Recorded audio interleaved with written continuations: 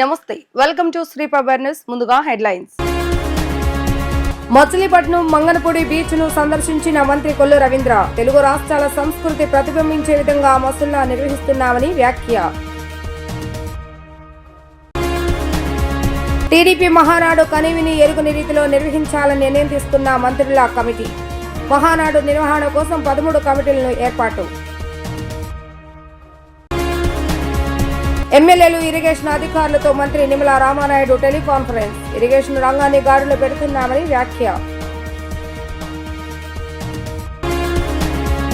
ఆంధ్ర తెలంగాణ తెలుగు రాష్ట్రాల సంస్కృతిని ప్రతిబింబించే విధంగా మసుల్లా ఫెస్ట్ ని నిర్వహిస్తున్నట్లుగా రాష్ట్ర గనుల భూగర్భ వనరుల ఎక్సైజ్ శాఖ మంత్రి కొల్లు రవీంద్ర పేర్కొన్నారు.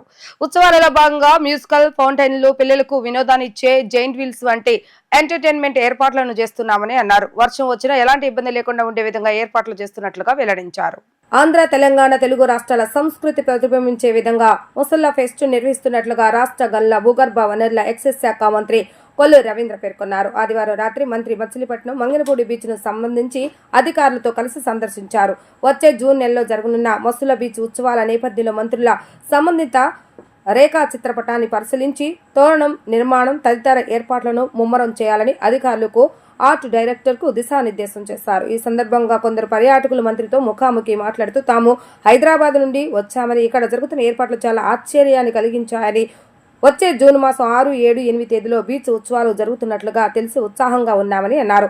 అనంతరం మంత్రి వారితో మాట్లాడుతూ ఉత్సవాలలో భాగంగా మ్యూజికల్ ఫౌంటైన్లు, పిల్లలకు వినోదాన్ని ఇచ్చే జైంట్ వీల్స్ వంటి ఎంటర్టైన్మెంట్ ఏర్పాట్లను చేస్తున్నామని అన్నారు. సాంస్కృతిక కార్యక్రమాల కోసం ప్రత్యేకంగా వేదిక ఏర్పాటు చేస్తున్నామని అన్నారు. కొన్ని సాహస క్రీడలు కూడా ఏర్పాటు చేస్తున్నామని, ముఖ్యంగా బీచ్ కబడ్డీ, కయాకింగ్ వంటి జాతీయ క్రీడలను సైతం కూడా నిర్వహిస్తున్నామని, దేశవ్యాప్తంగా క్రీడాకారులు ఈ పోటీల్లో పాల్గొంటారని అన్నారు. వారికి కావాల్సిన అన్ని ఏర్పాట్లు చేస్తున్నామని తెలిపారు. మంగనపూడి బీచ్ హైదరాబాద్ కు సమీపంలో ఉందని, అమరావతికి కూడా ముఖద్వారంగా కూడా ఉండటంతో ఈ బీచ్ ను ఆకర్షణీయంగా తీర్చిదిద్దుతున్నామని అన్నారు. వర్షం వచ్చినా ఎలాంటి ఇబ్బంది లేకుండా ఉండే విధంగా ఏర్పాటు చేస్తున్నామని అన్నారు. వివిధ రకాల రుచులతో వంటశాలలు, పుస్తక ప్రదర్శనశాలలు ఏర్పాటు చేస్తున్నామని అన్నారు. పలు రకాల సముద్ర జీవుల ఆకృతులతో బొమ్మలు కూడా ఏర్పాటు చేస్తున్నామని అన్నారు. మ్యూజికల్ ఫౌంటైన్ ఆపోజిట్ ఇక్కడ పెట్టుకోవచ్చు. So that people can have a better view of musical fountain. ఇప్పుడు ఇక్కడ పెట్టుకోవచ్చు, ప్లస్ ఇక్కడ కూడా పెట్టుకోవచ్చు. ఇది మనకి ఎంటర్టైన్మెంట్ పక్కన రోడ్ కట్లో అటువైపు లోపల వైపు, బయట బీచ్ వైపు కాకుండా లోపల వైపు ఇక్కడ పెట్టుకోవచ్చు, ఇక్కడ పెట్టుకోవచ్చు. మళ్ళీ ఈ ఎంట్రీస్ ఉన్నాయి చూసారా, ఇక్కడ 1, 2 ఉంది, 3 ఇక్కడ 2 అండి. ఈ ఎంట్రీ ఫ్రీ వదిలేద్దాం. ఇది ఇక్కడ సర్కిల్ లా చేస్తాం కాబట్టి ఇక్కడ ఫ్రీ వదిలేద్దాం. కావాలంటే చూసుకుందాం. దాన్ని బట్టి ఈ 2 స్టాల్స్ వస్తాయి, ఈ స్టాల్స్ వస్తాయి, ఇక్కడ మీ ఫుడ్ కోర్ట్స్ వస్తాయి. ఈ 6 చోట్ల 7, 8 చోట్ల వస్తాయి. అంతేనా? 1, 4, 5, 6, 7, 8. ఇదేమో మన 14 అంటే ఇక్కడ మన ఎంటర్టైన్మెంట్ ప్రోగ్రామ్ జరుగుతూ ఉంటుంది కదా, ఇక్కడ కల్చరల్ ప్రోగ్రామ్స్, దాని దగ్గర కూడా అవసరం. అది క్రియేట్ చేస్తున్నాం సార్. ఇక్కడ ఉండాల్సి ఒకటి. ఇక్కడ మన ఫౌంటైన్ కి ఇటు స్పోర్ట్స్ వాళ్ళకి సంబంధించింది ఇక్కడ ఒకటి ఉంటుంది. ఈ 2 కంపల్సరీ ఉంటాయి. ఇది చూసుకోండి. ఇక్కడ ఎంటర్టైన్మెంట్ కి పక్కన రోడ్ వస్తుంది, ఇక్కడ కావాలంటే ఇక్కడ పెట్టుకోవచ్చు. నమస్కారం సార్, మేము ఇక్కడ హైదరాబాద్ నుంచి వచ్చాము ఫ్రెండ్స్తో బీచ్ చూడడానికి. ఇక్కడ అరేంజ్మెంట్స్ అన్నీ చూసి మేము చాలా సర్ప్రైజ్ అయ్యాము. మాకు తెలిసింది ఇక్కడ జూన్ 6, 7, 8 నుంచి బీచ్ ఫెస్ట్ జరగబోతుందని. చాలా ఎక్సైటెడ్ ఉన్నాం మేము. మా హైదరాబాద్ క్రౌడ్కి మీరు ఏం మెసేజ్ ఇద్దాం అనుకుంటున్నారు? డెఫినెట్గా ఇది ఒక మంచి ఈవెంట్ కాబోతోంది. మసుల్లా ఫెస్ట్ అనేది ఒక బీచ్ కల్చర్ని, మన కల్చర్ని ఇక్కడంతా కూడా అటు తెలంగాణ, ఆంధ్ర కల్చర్ని, తెలుగు వాళ్ళ కల్చర్ని ఇక్కడ చూపించాలనేది పెట్టుకుంటున్నాం. దానికి సంబంధించి ఏర్పాట్లన్నీ కూడా ఫుడ్ స్టాల్స్ కానీ, ఎంట్రీ కానీ, లోపల కూడా ఇక్కడ ఆల్రెడీ ఫౌంటైన్స్, మ్యూజికల్ ఫౌంటైన్స్ వస్తాయి. అలాగే ఎంటర్టైన్మెంట్ కూడా, ఎంటర్టైన్మెంట్ జోన్ వేరే ఉంటుంది, జైంట్ వీల్స్ ఇవన్నీ వస్తాయి. అది కాకుండా కొన్ని కల్చరల్ ప్రోగ్రామ్స్ కూడా డయాస్ ఉంటుంది. అలాగే కొన్ని అడ్వెంచర్ స్పోర్ట్స్ కూడా ఇక్కడ ఏర్పాటు చేస్తాం.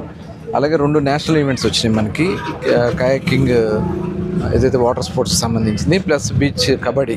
ఈ కూడా మన నేషనల్ ఈవెంట్స్ కింద వాళ్ళు కూడా త్రూఅవుట్ ఇండియా వస్తున్నారు.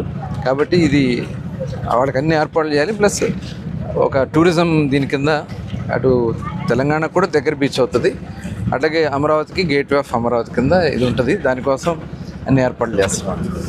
We are quite thrilled and will definitely want all of Hyderabad people to come attend this fest. Thank you so much. Thank you.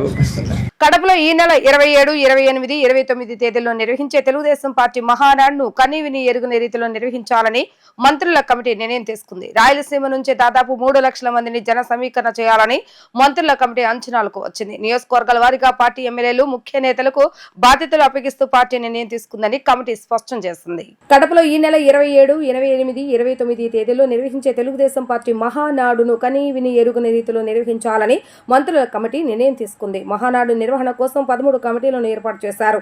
5 లక్షల మందితో మహానాడు నిర్వహించేలా జన సమీకరణ చేయాలని కమిటీ తీర్మానించింది. సీఎం చంద్రబాబు నాయుడు మహానాడు వేదిక నుంచి రాయలసీమకు గొప్ప ప్రాజెక్టు మంజూరు చేస్తూ ప్రకటనలు చేస్తారని మంత్రులు స్పష్టం చేశారు. కడపలో నిర్వహించే మహానాడు కోసం సన్నాహాలు వేగంగా కొనసాగుతున్నాయి.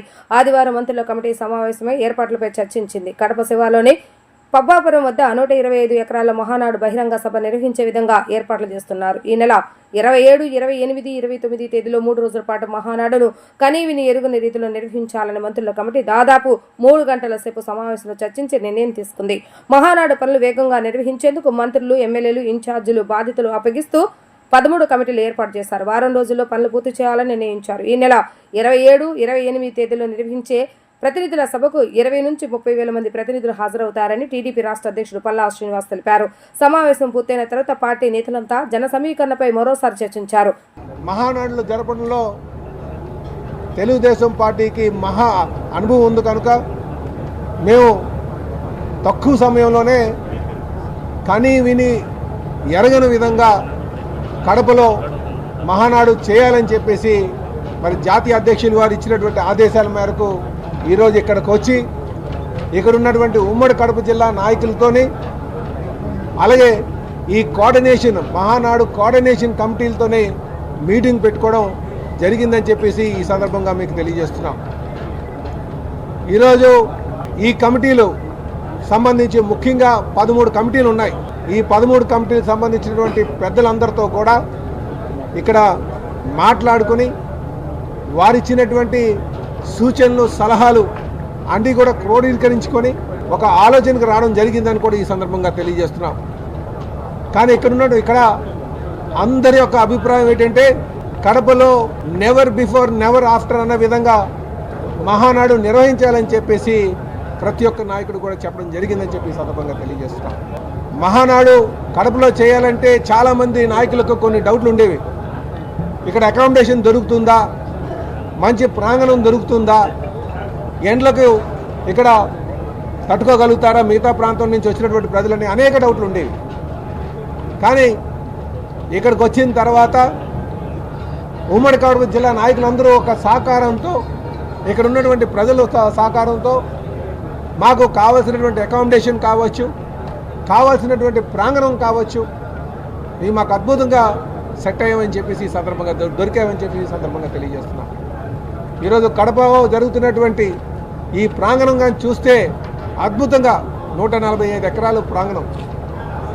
ఎప్పుడు ఇంత పెద్ద ప్రాంగణంలో చేసినట్టుగా మాకు గుర్తులేదు.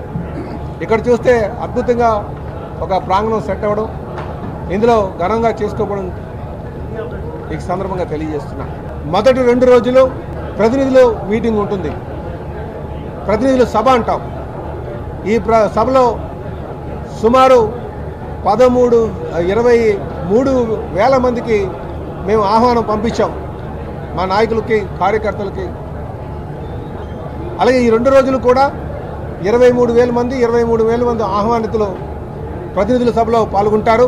గత ప్రభుత్వ హయాంలో కనీసం కాలువలో తట్టమట్టి తీయకపోగా షట్టర్లు, డోర్లు, గేట్లకు గ్రీజు కూడా పెట్టలేదని జలవనరుల శాఖ మంత్రి నిమ్మల రామానాయుడు విమర్శించారు. గత 5 ఏళ్ల పాలనలో ప్రభుత్వ ప్రధాన ప్రాజెక్టులే కాకుండా మొత్తం సాగునీటి రంగాన్ని భ్రష్టు పట్టించారని మండిపడ్డారు. గత ప్రభుత్వం తప్పిదాలను సరిచేసుకుంటూ ఇరిగేషన్ రంగాన్ని గాడిలో పెడుతున్నామని మంత్రి నిమ్మల వ్యాఖ్యానించారు. 1M పనులపై ఇరిగేషన్ ఎమ్మెల్యేలు, అధికారులతో మంత్రి నిమ్మల రామానాయుడు సచివాలయంలో టెలికాన్ఫరెన్స్ నిర్వహించారు. ఇరిగేషన్ పనులు నిర్వహణ మరియు మరమ్మతుల కోసం సీఎం చంద్రబాబు నాయుడు విడుదల చేసిన 344 కోట్ల నిధులు సద్వినియోగం చేసుకునేలా ఎమ్మెల్యేలు, ఇరిగేషన్ అధికారులతో మంత్రి సమీక్ష నిర్వహించారు. ఈ సందర్భంగా మంత్రి నిమ్మల మాట్లాడుతూ 100,000 కోట్లు పెట్టి ప్రాజెక్టులు, రిజర్వాయర్లు, కాలువలు, డ్రైన్స్ నిర్మిస్తే గత వైసీపీ ప్రభుత్వం మెయింటెనెన్స్ కూడా చేయకుండా గాలికి వదిలేసిందని మండిపడ్డారు. తూడు, గుర్రపొడెక, పూడికతీత వంటి అత్యవసర పనుల కోసం 10 లక్షలు దాటితే కాలయాపన లేకుండా 7 రోజుల్లోనే పూర్తయ్యేలా షార్ట్ టెండర్లు పిలవాలని మంత్రి అధికారులను ఆదేశించారు. 10 లక్షలకు అంచనాలు ఉన్న పనులను సాగునీటి సంఘాల ఆధ్వర్యంలో చేపట్టుకోవచ్చని మంత్రి నిమ్మల వెల్లడించారు. ఖరీఫ్ ప్రారంభానికి ముందు మే నెలాఖరుకు పూర్తయ్యే లక్ష్యంగా నిర్వహణ మరియు మరమ్మతుల పనులను చేపట్టాలని ఆయన సూచించారు. పనులను సకాలంలో పూర్తి చేయడానికి చీఫ్ ఇంజనీర్లు, ఎస్ఈలు నిరంతరంగా పర్యవేక్షణ చేయాలని మంత్రి నిమ్మల రామానాయుడు నిర్దేశించారు. నైరుతి రుతుపవనాలు ఈ నెల 20 నాటికే కేరళను తాకే అవకాశాలు ఉన్నాయని వాతావరణ నిపుణులు చెబుతున్నారు. 2013లో కేవలం 14 రోజుల్లోనే రుతుపవనాలు దేశమంతటా విస్తరించాయని, ఏడాది అంతకంటే వేగంగా కదులుతున్నాయని వాతావరణ శాఖ విభాగం తెలుపుతుంది. ప్రస్తుతం నైరుతి రుతుపవనాలు అండమాన్, నికోబార్ దీవులకు పూర్తిగా విస్తరించాయి.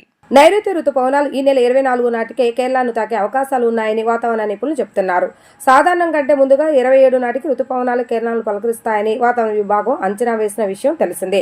పరిస్థితులకు అనుకూలంగా మారడంతో వాటి గమనం వేగంగా ఉందని, ఇవే పరిస్థితులు కొనసాగితే 26 నాటికి రాయలసీమ, 29 నాటికి కోస్తాంధ్రలోకి ప్రవేశిస్తాయని వాతావరణ నిపుణులు చెబుతున్నారు. 2013లో కేవలం 14 రోజుల్లోనే రుతుపవనాలు దేశమంతటా విస్తరించాయని, ఈ ఏడాది అంతకంటే వేగంగా కదులుతున్నాయని వాతావరణ విభాగం తెలుపుతుంది. ప్రస్తుతం నైరుతి రుతుపవనాలు అండమాన్, నికోబార్ దీవులకు పూర్తిగా విస్తరించాయి. సాధారణం కంటే 5 రోజుల ముందుగానే ఈ ప్రక్రియ పూర్తయింది. ఈ నేపథ్యంలో నెలాఖరు నాటికి వేసవి దాదాపుగా ముగిసినట్లేనని నిపుణులు అంచనా వేస్తున్నారు. ఉపరితల ఆవర్తనం ద్రోణి ప్రభావంతో రాబోయే 4 రోజుల రాష్ట్రంలోని కొన్ని ప్రాంతాల్లో భారీ వర్షాలు కురుస్తాయని ఐఎండీ అంచనా వేస్తుంది. తూర్పు మధ్య అరేబియా సముద్రంలో కర్ణాటక తీరంలో బుధవారం ఉపరితల ఆవర్తనం ఏర్పడనుంది. ఇది గురువారం నాటికి అల్పపీడనంగా తర్వాత మరింత బలపడుతుందని అంచనా. దీని ప్రభావంతో రుతుపవనాలు మరింత వేగంగా ముందుకు కదిలే అవకాశాలు ఉన్నాయని వివరిస్తుంది. ప్రకాశం జిల్లా ఒంగోలు నగరంలో తెల్లవారుజాము నుంచి ఉరుములు మెరుపులతో వర్షం బీభత్సం సృష్టించింది. నగరంతో పాటు కొత్తపట్నం మండలం మోతిమాల, పాదొత్తి, రంగైపాలెం, అల్లూరు, ఈతముక్కల, రాజుపాలెం ఆయా గ్రామాల్లో జోరు వాన కురవడంతో ప్రజలు ఇళ్లకే పరిమితమయ్యారు. నగరంతో పాటు కొత్తపట్నం గ్రామాల్లో రోడ్లన్నీ జలమయమయ్యాయి. వర్షం దెబ్బకి ఆయా కాలనీలో ఆటోలు కూడా వెళ్లలేని పరిస్థితి ఏర్పడింది. దీంతో ప్రయాణికులు తీవ్ర ఇబ్బందులు పడ్డారు. నగరంలో ఆర్టీసీ బస్టాండ్ వద్ద పెద్ద సంఖ్యలో వాన నీరు నిలిచిపోయింది. పంటలు వేసుకునే సమయంలో ఎడతెరిపి లేకుండా వర్షం కురవడంతో రైతన్నులు హర్షం వ్యక్తం చేస్తున్నారు. ఈ వర్షం పంటలకు ఎంతో మేలు కలుగజేస్తుందని వారు భావిస్తున్నారు. ఆరోగ్య సంరక్షణలో దేశంలోని ఆంధ్రప్రదేశ్ ను అగ్రస్థానంలో నిలపాలన్నదే నా ఆకాంక్ష అని వైద్య ఆరోగ్య శాఖ మంత్రి సత్యకుమార్ యాదవ్ అన్నారు. రాష్ట్రంలో 1900 మంది హిమోఫిలియా బాధితులున్నారని, 2001 మంది తలసేమియాతో, ఇదే సంఖ్యలో సికిల్ సెల్ ఎనీమియాతో బాధపడుతున్నారని ఆయన తెలిపారు. విజయవాడ గుణదల్లోని ఓ హోటల్లో తలసేమియా వ్యాధిపై NHM మరియు హిమోఫిలియా సొసైటీ సంయుక్త ఆధ్వర్యంలో డయాగ్నోసిస్ లో అత్యాధునిక పద్ధతులు, రక్త రుగ్మతలు అంశంపై రాష్ట్ర స్థాయి శిక్షణ కార్యక్రమాన్ని నిర్వహించారు. ఈ కార్యక్రమానికి ముఖ్య అతిథిగా రాష్ట్ర వైద్య ఆరోగ్య శాఖ మంత్రి సత్యకుమార్ హాజరయ్యారు. ఈ సందర్భంగా మంత్రి సత్యకుమార్ మాట్లాడుతూ జన్యుపరంగా వారసత్వంగా వస్తున్న వ్యాధి తలసేమియా వ్యాధి అని అన్నారు. వ్యాధిని ముందుగా గుర్తించడం చాలా ముఖ్యమని, బాధితులను గుర్తించి వారికి క్రమం తప్పకుండా ఉచితంగా రక్త మార్పిడి ప్రభుత్వం పరంగా చేస్తున్నామని తెలిపారు. రాష్ట్రంలోని 5 ICHS సెంటర్ల ద్వారా ముందస్తు వ్యాధి నిర్ధారణ పరీక్ష చేస్తున్నామని అన్నారు. వ్యాధి నిర్ధారణ అయిన వారికి ప్రభుత్వం ఉచితంగా చికిత్స అందజేస్తుందని అన్నారు.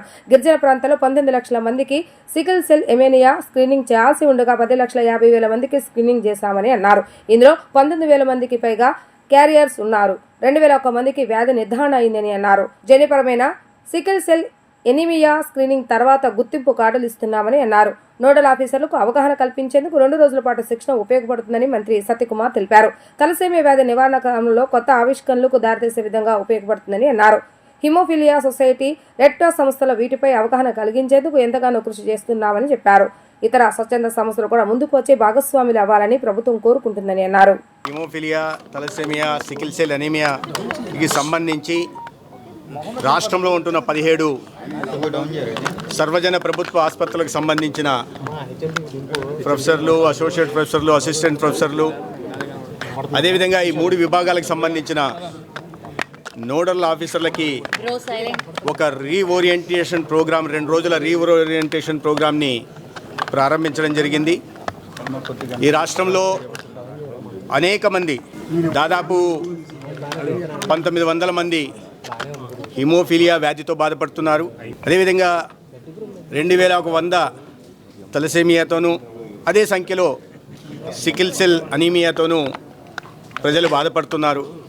ఇది జన్యుపరంగా వారసత్వంగా వస్తున్న వ్యాధులు కాబట్టి వీటిని ముందస్తుగా గుర్తించడం, దానికి తగిన చికిత్సని జీవితాంతం అందించడం మాత్రమే మనం చేయగలం. రాబోయే రోజుల్లో ఏదైనా టెక్నాలజికల్ అడ్వాన్స్మెంట్ వచ్చి రీసెర్చ్ వచ్చి జీన్ థెరపీస్ కానీ జీన్ ఎడిటింగ్లో వస్తే తప్ప ఇప్పుడు ప్రస్తుతం ప్రభుత్వం ముందున్న ప్రత్యామ్నాయం ఏంటంటే వీరిని గుర్తించడం, ప్రభుత్వం వీరికి ఉచితంగా బ్లడ్ ట్రాన్స్ఫ్యూజన్ చేయడం. ఎందుకంటే రాష్ట్రంలో 5 ICHS integrated haemoglobulin and globinopathy and haemophilia సెంటర్లు ఉన్నాయి. వాటిలో వీటిని గుర్తించడం, టెస్టులు చేసిన తర్వాత పాజిటివ్ వస్తే ఆ ఫ్యాక్టర్ అస్సే కోసం CMC వేలూరుకు పంపడం లేదా బాంబేకి పంపడం చేస్తూ ఉన్నాం. అంటే ప్రాథమికంగా వీరిని గుర్తించిన తర్వాత ఏ వ్యాధితో బాధపడుతున్న హిమోఫిలియానా లేకుంటే తలసేమియానా సికిల్ సెల్ అనీమియానా గుర్తించి దానికి అనుగుణంగా చెప్పినట్టుగా బ్లడ్ ట్రాన్స్ఫ్యూజన్ కానీ లేదా హైడ్రాక్సీ యూరియా మాత్రలు కానీ లేదా ఈ ఐరన్ డిపాజిట్స్ పెరుగుతాయి కాబట్టి ఐరన్ కెలేషన్ మందులు కానీ అందించే ప్రయత్నం ప్రభుత్వం చేస్తోంది. అదేవిధంగా సొసైటీ ఫర్ హిమోఫిలియా సంస్థ కానీ లేదా రెడ్ క్రాస్ సంస్థ కానీ హిమోఫిలియా కానీ తలసేమియా సికిల్ సెల్ దీనికి వ్యాధిగ్రస్తులకి సేవలు అందించడం కోసం ముందుకొచ్చాయి. ఇతరత్ర కొన్ని నాన్ గవర్నమెంటల్ ఆర్గనైజేషన్ NGOs ఉన్నాయి, వాటి కూడా ఈ రంగంలో పనిచేస్తున్నాయి. వారందరికీ కూడా నేను ఈ సందర్భంగా వారు అందిస్తున్న నిరపమాన సేవలకి ధన్యవాదాలు తెలియజేస్తున్నాను. వేసవిలో ప్రజల దాహార్తిని తీర్చేందుకు ప్రభుత్వ పరంగానే కాకుండా టీడీపీ నాయకత్వం ఆధ్వర్యంలోనూ చలివేంద్రాలను ఏర్పాటు చేస్తున్నట్లుగా ప్రభుత్వ విప్ సెంట్రల్ శాసనసభ్యులు బొండా ఉమామేశ్వరరావు అన్నారు. విజయవాడ నగరంలో నగరపాలక సంస్థ ఆధ్వర్యంలో 70కు పైగా చలివేంద్రాలను వివిధ సెంటర్లు ఏర్పాటు చేశామన్నారు.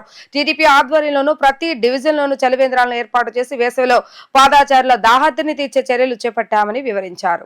64వ డివిజన్ కంట్రికలో డివిజన్ తెలుగుదేశం పార్టీ కార్యాలయం వద్ద వేసవిలో ప్రజల దాహార్తిని తీర్చేందుకు గాను వీలుగా ఏర్పాటు చేసిన చలివేంద్రాన్ని ఎమ్మెల్యే బొండా ఉమామేశ్వరరావు ప్రారంభించారు. డివిజన్ కమిటీ అధ్యక్షుడు కె రవికుమార్ ఆధ్వర్యంలో ఏర్పాటు చేసిన ఈ చలివేంద్రాన్ని ప్రారంభించి పాదాచారులకు వాహనదారులకు ఎమ్మెల్యే బొండా ఉమా స్వయంగా మజ్జిగను పంపిణీ చేశారు. ఈ సందర్భంగా ఎమ్మెల్యే బొండా ఉమామేశ్వరరావు మాట్లాడుతూ గత ప్రభుత్వ పాలనలో వేసవి వచ్చిందంటే ప్రజలు తీవ్రమైన దాహతతో అల్లాడిపోయే వారని అన్నారు. విజయవాడ నగరంలో కూడా నీటి సమస్య వచ్చేది అని అన్నారు. ప్రస్తుత టీడీపీ ప్రభుత్వ పాలనలో పటిష్ట కార్యాచరణతో వేసవిలో నీటి ఎద్దడి లేకుండా శివారు ప్రాంతాలకు సైతం నీటిని సక్రమంగా అందించేలా చర్యలు చేపట్టామని అన్నారు.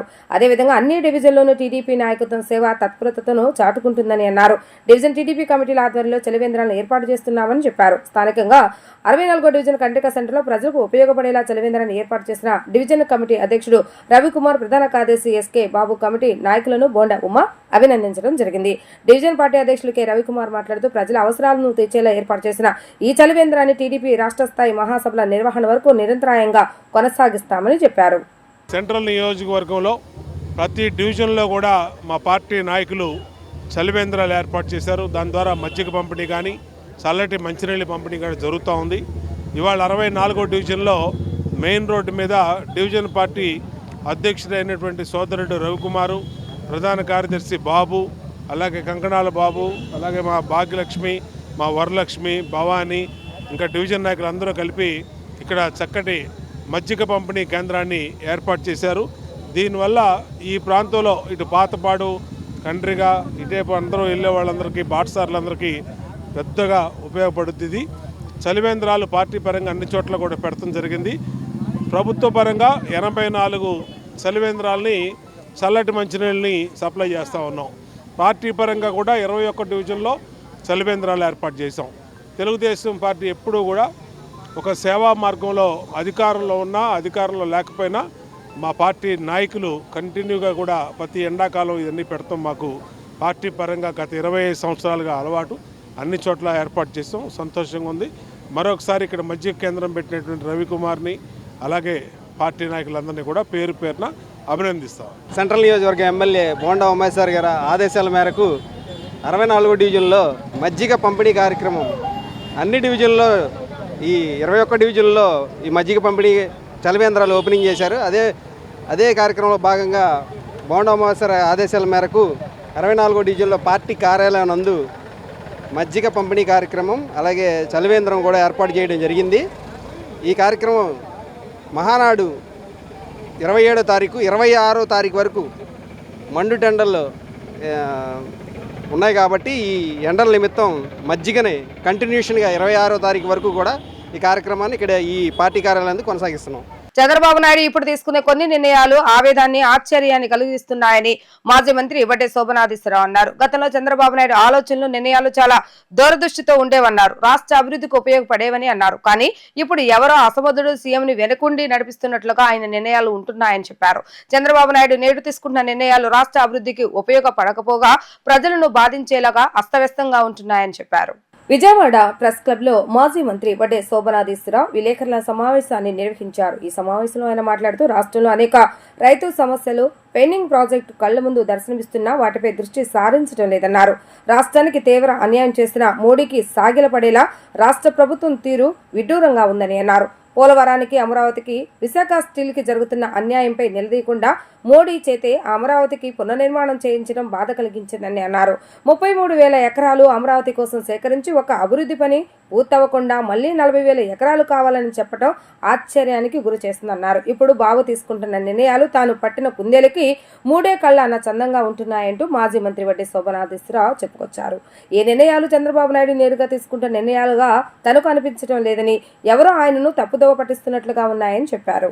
చంద్రబాబు నాయుడు గారు ముఖ్యమంత్రిగా ఉండి వాళ్ళ ఆంధ్రప్రదేశ్ ప్రభుత్వంలో ఈ పరిస్థితులు జరుగుతూ ఉంటే బాధాకరంగా ఉంది. గతంలో ఎప్పుడూ ఆయన సీఎంగా ఉన్నప్పుడు ఇట్లా జరిగేది కాదు. సుదీర్ఘకాలం అనుభవం ఉంది. అన్ని నిర్ణయాలలో నేను ఏకీభవించలేకపోయినా ఇటువంటి మినిమం విషయాల్లో ఆయన ఎక్కడ లోటు రాకుండా జాగ్రత్తగా చూసేవాడు.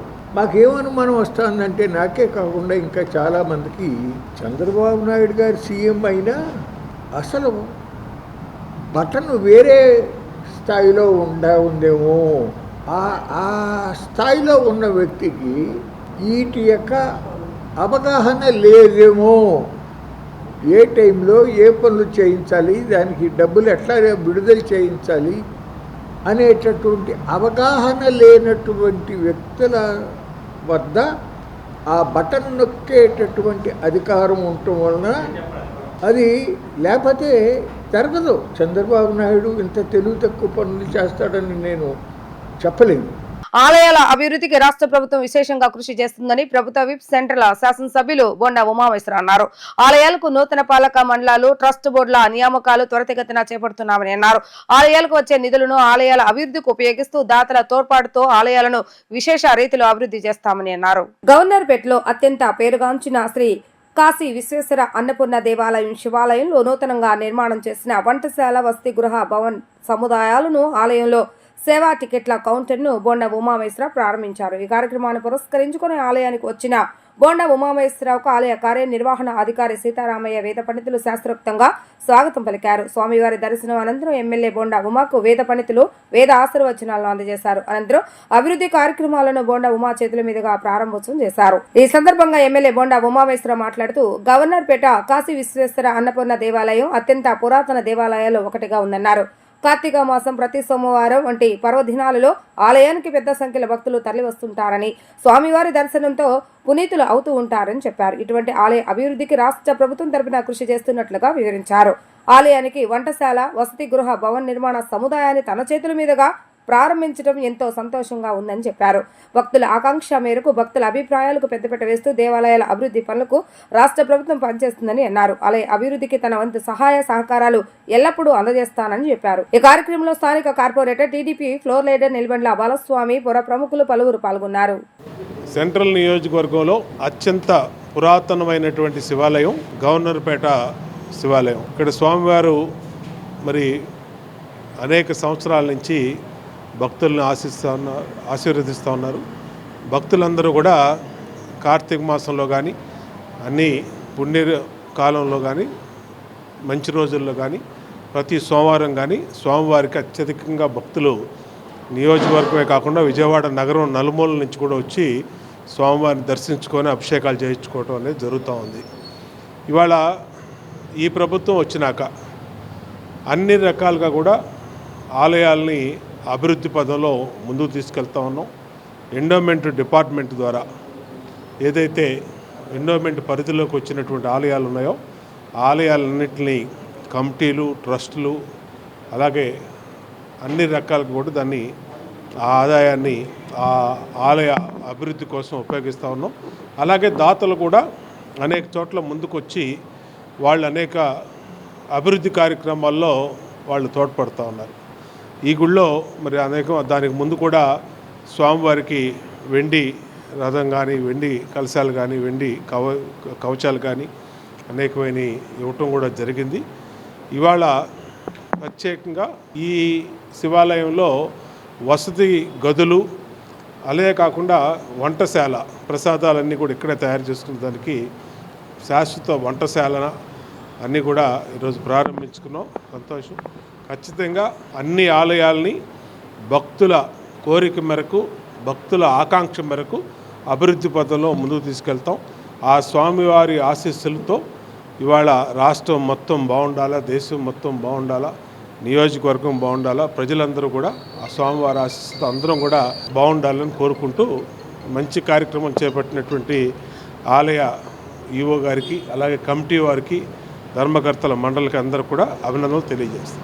వైసీపీ హయాంలో అధికారం అండతో వేల కోట్ల ప్రజాధనం కొల్లగొట్టారని మంత్రి కొల్లు రవీంద్ర ఆరోపించారు. జగన్ రెడ్డి పాలనలో ప్రపంచం విస్తురపోయేలా మద్యం కుంభకోణం జరిగిందని అన్నారు. దొంగలు దొరికిపోయినా నేడు దిక్కుమాలిన ఆరోపణలు చేస్తున్నారని అన్నారు. తప్పు చేసిన ఏ ఒక్కరిని వదిలిపెట్టేదే లేదని మంత్రి కొల్లు రవీంద్ర హెచ్చరించారు. వారి దోపిడీ మొత్తం సిట్ విచారణలో బయటకు రావడంతో నిందారోపణలకు తెరలేపారని అన్నారు.